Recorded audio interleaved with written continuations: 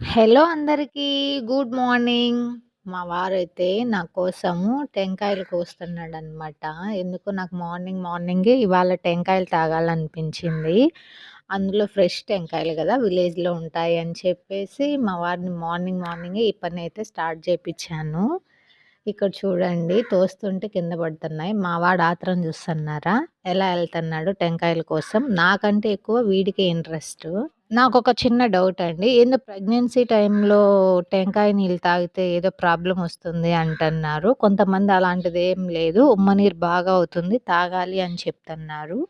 మీరేం చెప్తారో కామెంట్ సెక్షన్‌లో నాకు కామెంట్ చేయండి. తాగొచ్చా? తాగకూడదా అనేది.